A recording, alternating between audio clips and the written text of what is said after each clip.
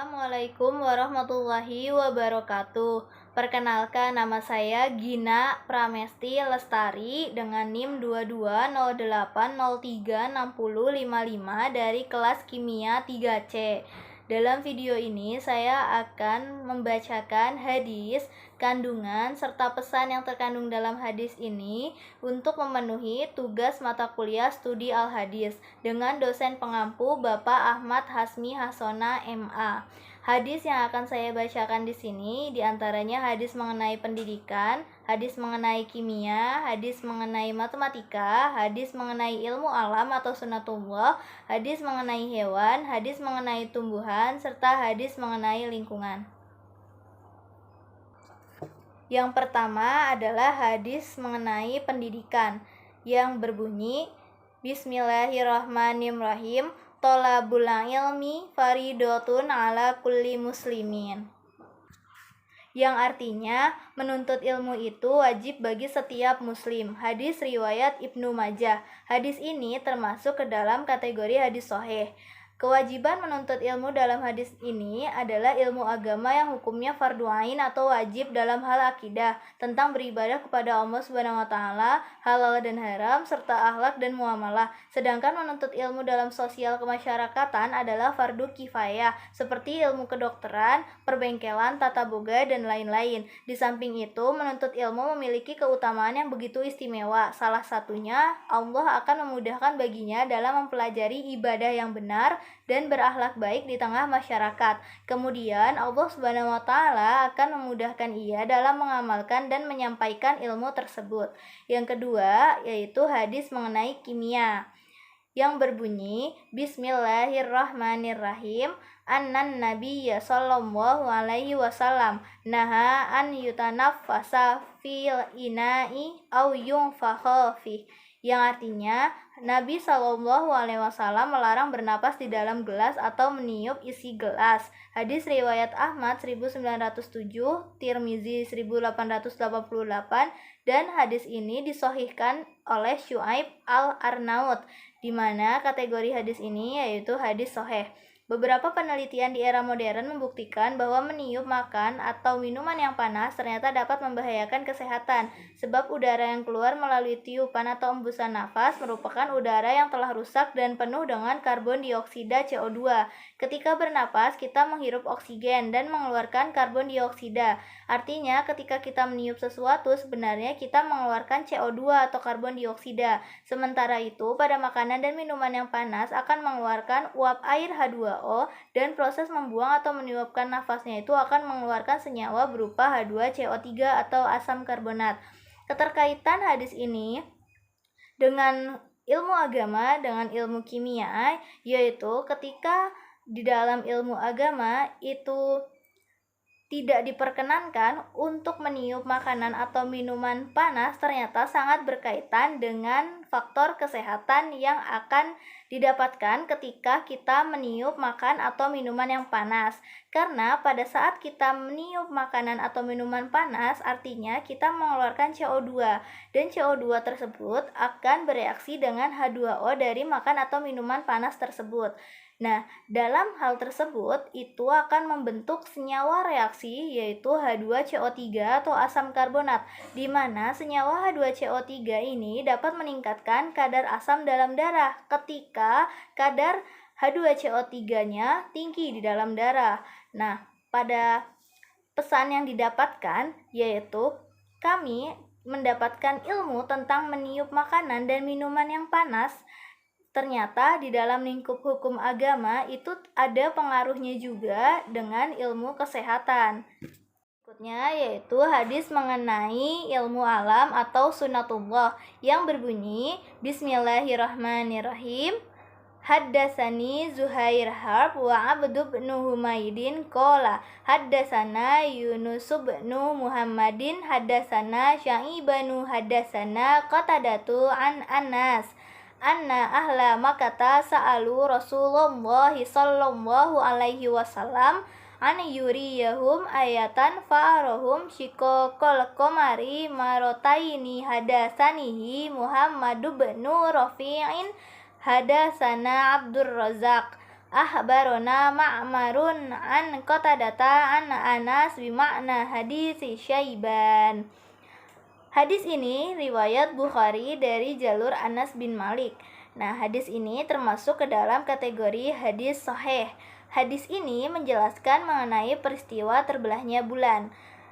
Artinya dari hadis yang telah saya bacakan yaitu telah menceritakan kepadaku Zuhair bin Harb dan Abdu bin Humaid, keduanya berkata, telah menceritakan kepada kami Yunus bin Muhammad, telah menceritakan kepada kami Syaiban, telah menceritakan kepada kami Qatadah dari Anas, penduduk Makkah meminta Rasulullah Shallallahu Alaihi Wasallam untuk memperlihatkan tanda-tanda kebesaran pada mereka. Lalu beliau memperlihatkan terbelahnya bulan pada mereka 2 kali. Telah menceritakannya kepadaku Muhammad bin Rafi', telah menceritakan kepada kami Abdur Razak, telah mengkhabarkan kepada kami Ma'mar dari Qatadah dari Anas dengan makna hadis Syaiban Bukhari. Yang melatar belakangi peristiwa terbelahnya bulan ini dikarenakan untuk memperlihatkan kepada para kaum Mekah, khususnya yaitu para kaum kafir yang ada di Mekah, adanya tanda kekuasaan Allah. Lalu beliau memperlihatkan kepada mereka bulan terbelah menjadi 2, sehingga mereka melihat celah di antara kedua belahan itu. Meski pada akhirnya mereka tetap juga beriman dan malah menganggap peristiwa tersebut merupakan bagian dari sihir belaka, dan mereka yang beriman justru akan meyakini peristiwa bulan ini menjadi salah satu mukjizat dari Allah Subhanahu wa taala atas kebenaran risalah yang dibawa oleh Nabi Muhammad SAW. Para sahabat ketika itu melihat Gunung Hiro berada di antara 2 celah pada bagian bulan yang terbelah. Nah, dengan ini kategori hadis ini merupakan hadis yang sahih. Nah, dengan ini maka dari itu ilmu pengetahuan sekarang dapat meneliti sampai keluar angkasa menggunakan alat transportasi berupa roket untuk melihat ada apa saja di luar angkasa. Hal tersebut dapat dijadikan sebagai sumber untuk ilmu pengetahuan dan teknologi ke depannya. Hadis berikutnya yaitu hadis tentang hewan. Hadis ini mengenai memelihara dan menyayangi hewan yang berbunyi Bismillahirrahmanirrahim fi kulli zati kabidin rotbatin ajrun. Hadis riwayat Abu Dawud. Di setiap hewan yang memiliki jantung yang basah terdapat pahala. Arti dari hadis tersebut. Dan hadis ini riwayat Abu Dawud dan termasuk ke dalam kategori hadis yang sahih. Seorang muslim beranggapan bahwa hewan adalah makhluk Allah yang mulia, maka dari itu menyayangi hewan karena Allah pun menyayangi mereka. Seperti dalam kehidupan sehari-hari, contohnya kita memberikan makan dan minum ketika melihat hewan seperti kucing yang lapar dan kehausan.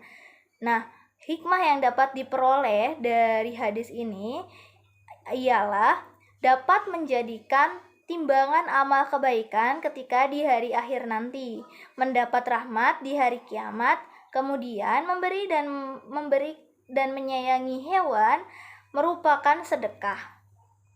Hadis berikutnya yaitu hadis tentang lingkungan, yaitu menghidupkan lahan yang mati.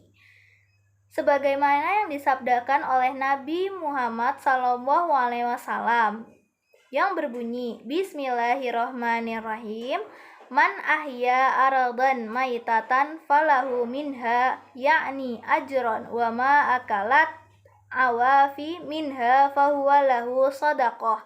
Yang artinya, barang siapa yang menghidupkan lahan yang mati atau terlantar, maka ia memiliki bagian darinya, yakni bagian upah dan atau pahala. Dan apa yang dimakan oleh binatang ternak dari tanaman yang ada di lahan itu, maka hal itu merupakan sedekah baginya. Hadis riwayat Ahmad nomor 14271 dan hadis ini tergolong ke dalam kategori hadis sahih. Menurut Ibnu Hajar al-Asqalani, maksud dari menghidupkan lahan mati adalah memanfaatkan lahan yang tidak bertuan dengan irigasi, menanami konservasi maupun dengan menanami tanaman atau membangun bangunan. Jika tanah tersebut tidak bertuan, maka tanah tersebut otomatis menjadi milik orang yang mengelola. Hal ini merupakan bentuk apresiasi terhadap orang yang peduli terhadap lingkungan. Sudah semestinya orang yang mau peduli terhadap lingkungan diberikan apresiasi lebih karena memiliki peran dalam pelestarian lingkungan hidup. Lingkungan hidup yang produktif akan membawa maslahat dan manfaat kepada ekologi alam sekitar, baik flora, fauna, maupun masyarakat sekitar. Memanfaatkan lahan yang mati dilakukan dengan menanami pohon, kemudian reklamasi, serta memfungsikan lahan tersebut agar menjadi lahan yang lebih produktif. Berikutnya yaitu hadis tentang tumbuhan mengenai pahala jariah menanam pohon kurma. Hadisnya yaitu Bismillahirrahmanirrahim.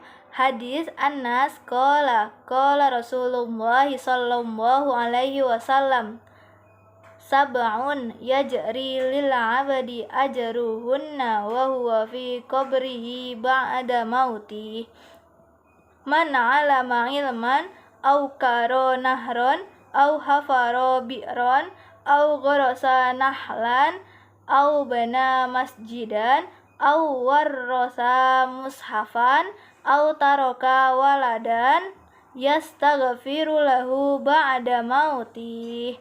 Rawahul Bazzar wa Abu Nuaim wal Baihaqi.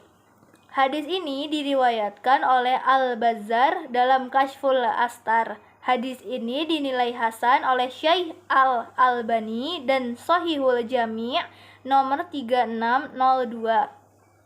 Arti dari hadis ini yaitu hadis sahabat Anas bin Malik radhiyallahu anhu. Rasulullah shallallahu alaihi wasallam bersabda, ada 7 yang pahalanya mengalir terus kepada seseorang di alam kuburnya. Yang pertama, orang yang mengajarkan ilmu, orang yang mengalirkan atau mengeruk atau meluaskan sungai, orang yang menggali sumur, orang yang menanam pohon kurma, orang yang membangun masjid, orang yang mewariskan mushaf, orang yang meninggalkan anak keturunan yang memintakan ampunan baginya sepeninggal kematiannya. Hadis riwayat Al-Bazzar, Abu Nuaim, dan Al-Baihaqi. Begitu jelas cara Rasulullah mengajarkan umatnya agar memiliki kepedulian terhadap lingkungan. Semua itu merupakan wujud dari menjaga kelestarian lingkungan agar tercipta harmoni antara manusia dengan alam. Amalan-amalan yang diperoleh dari penjelasan hadis ini yaitu mengajarkan ilmu, mengalirkan sungai, menggali sumur, menanam pohon kurma, membangun masjid, mewariskan mushaf berupa Al-Quran, dan mendidik anak-anak. Hadis berikutnya yaitu hadis mengenai matematika. Hadis ini berbunyi, Bismillahirrahmanirrahim. Qalan nabiyyu sallallahu alaihi wasallam li ashabi ayu jizu ahadukum ayyaqra'a sulusal qur'ani fi lailatin fasyaqqa dzalika alaihim wa qalu ayyuna yutiqu dzalika ya Rasulullah faqala Allahul wahidus samad sulusul Qur'an, yang artinya, apakah seseorang dari kalian tidak mampu membaca dalam satu malam saja sepertiga Al-Quran? Mereka pun berkata, dan siapa di antara kami yang mampu membaca sepertiga Al-Quran dalam satu malam? Rasulullah Shallallahu Alaihi Wasallam bersabda, Qul huwallahu ahad, sebanding dengan sepertiga Al-Quran. Hadis riwayat Muslim 1/557, nomor 811, Ahmad 6/442, nomor 27535. Hadis ini tergolong dalam kategori hadis sahih. Dalam hadis di atas, Nabi Shallallahu Alaihi Wasallam menyebutkan keutamaan membaca surat Al-Ikhlas. Beliau menyatakan bahwa membaca surat tersebut seperti membaca sepertiga dari Al-Quran. Ini menunjukkan betapa pentingnya membaca dan mengulangi dimanapun dan kapanpun. Adapun jika dipandang dari segi operasi hitung matematika, yang menarik dari hadis ini adalah terkait perbandingan keutamaan membaca surat Al-Ikhlas yang sebanding dengan membaca 1/3 Al-Quran. Berdasarkan pendapat Al-Hafiz Ibnu Hajar, jika kita eksplorasi dan analisa melalui operasi hitung matematika, maka diperoleh operasi hitung hukum ditambah dengan berita ditambah dengan tauhid sama dengan Al-Quran, atau secara aturan matematika yaitu 1/3 ditambah dengan 1/3 ditambah dengan 1/3 yaitu hasilnya 1. Hal ini dikarenakan setiap komponen mewakili 1/3 bagian dari Al-Quran. Oleh karena itu, terlihat jelas bahwa Nabi Shallallahu Alaihi Wasallam selain menyampaikan terkait keutamaan surat Al-Ikhlas, juga menyampaikan hadis tersebut dengan menerapkan operasi hitung matematika, khususnya penjumlahan bilangan pecahan. Hikmah mempelajari hadis ini adalah kita dapat mengetahui keutamaan membaca surat Al-Ikhlas dan mengetahui operasi penjumlahan bilangan pecahan. Hadis berikutnya yaitu hadis matematika pula yang diriwayatkan oleh Abu Dawud nomor 1573 yang berbunyi, Bismillahirrahmanirrahim. Faiza kanat laka mi'ata dirhamin wahala alaihal haulu fa fiha khamsatu darohima walaisa alaika syai'un yakni fiz zahabi hatta yakuna laka isyruna dinaron faiza kana laka isyruna dinaron wahala alaihal haulu fa fiha nisfu dinarin famazada fabihi sabi zalika.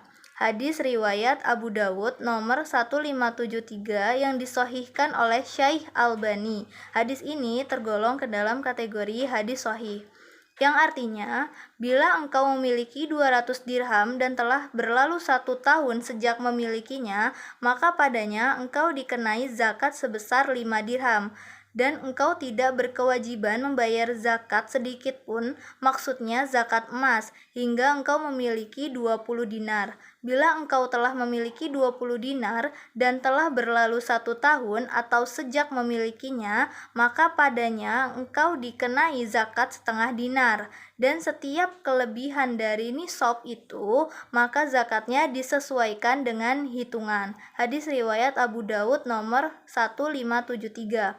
Pada hadis ini, Rasulullah Shallallahu Alaihi Wasallam menekankan pada umatnya untuk membayar zakat mal. Beliau menyatakan bahwa seseorang yang memiliki 200 dirham selama 1 tahun, maka dikenakan zakat sebesar 5 dirham. Selanjutnya, apabila seorang muslim memiliki 20 dinar selama setahun, maka dikenakan zakat setengah dinar. Adapun jika hadis ini dipandang dalam matematika, hadis ini terdapat keteraturan operasi hitung senilai, bahwa pada 200 dirham dikenai zakat mal sebesar 5 dirham, atau 5/200, yang disederhanakan menjadi 1/40. Begitu juga pada 20 dinar dikenai zakat mal sebesar 0,5 dirham atau 0,5 dibagi dengan 20. Jika disederhanakan akan menjadi 1/40.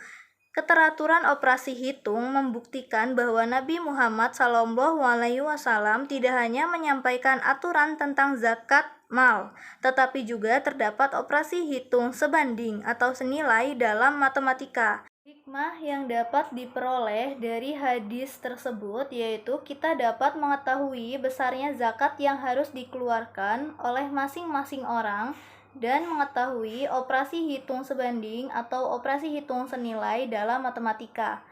Sekian pemaparan 8 hadis dari saya, Gina Pramesti Lestari, dengan NIM 2208036055 dari kelas Kimia 3C. Semoga video ini bermanfaat. Sekian dan terima kasih. Wassalamualaikum warahmatullahi wabarakatuh.